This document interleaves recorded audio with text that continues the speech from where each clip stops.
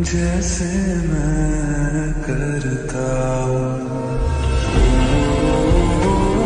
అసలు వాడిని ప్రేమించని మనిషి మనసు ఉండర్రా పడంతే.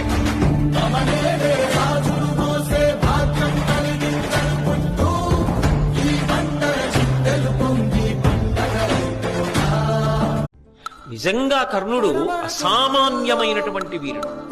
కర్ణుడిలాంటి వీరుడు మహాభారతంలో కనపడడు. అంత గొప్ప వీరుడు.